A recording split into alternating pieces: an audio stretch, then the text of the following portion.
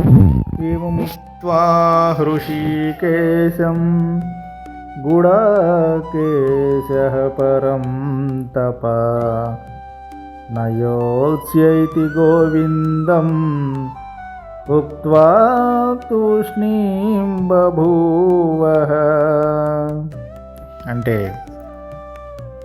సంజయుడు ఈ విధంగా అంటున్నాడు: ఓ రాజా, ఈ విధముగా పలికిన పిమ్మట అంతర్యామి అయిన శ్రీకృష్ణుడితో గుడాకేశుడైన అర్జునుడు నేను యుద్ధము చేయను అని స్పష్టంగా అని మౌనం వహించను.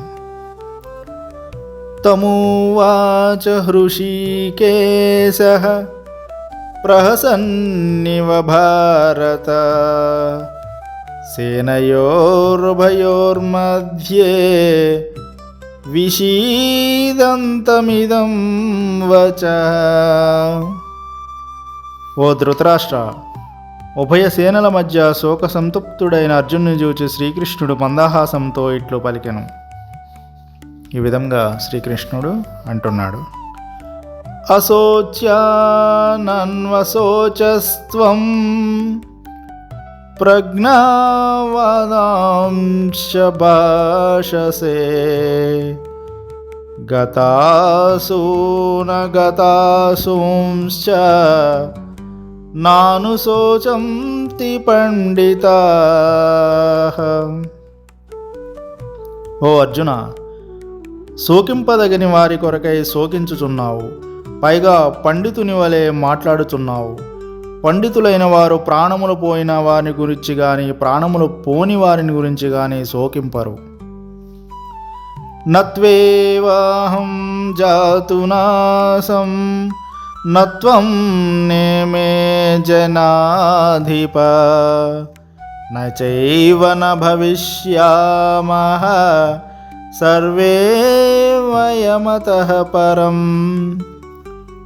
నీవు గాని నేను గాని ఈ రాజులు గాని ఉండని కాలమే లేదు, ఇక ముందు కూడా మనము ఉండము అను మాటే లేదు. అన్ని కాలముల్లోనూ మనం ఉన్నాము. ఆత్మ శాశ్వతము, అది అన్ని కాలము యందును ఉండును. శరీర పత్రముతో అది నశించున్నది కాదు అని అర్థం.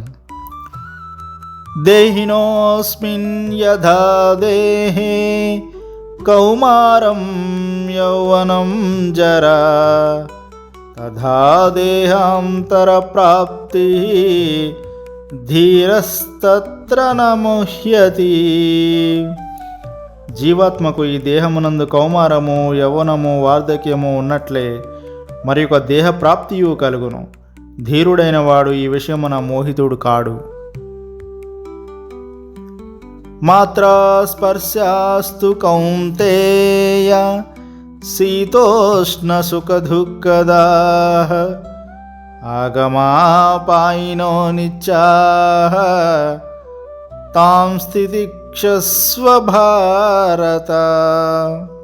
ఓ కౌంతేయ, విషయేంద్రియ సంయోగం వలన శీతోష్ణములు సుఖదుఖములు కలుగుచున్నవి. అవి ఉత్పత్తి వినాశశీలములు, అనిత్యములు కనుక భారత వాటిని సహింపుము అని అర్థం. యం హిన వ్యథయంత్యేతే పురుషం పురుషర్షభ సమదుఃఖ సుఖం ధీరం సోమృతత్వాయ కల్పతే. ఏలననవ పురుష శ్రేష్ఠ, ధీరుడైన వాడు సుఖదుఖములను సమానంగా చూచును. అట్టి పురుషుని విషేంద్రియ సంయోగములు చెలింపజేయజాలవు. అతడే మోక్షమును పొందుటకు అర్హుడు అని అర్థం.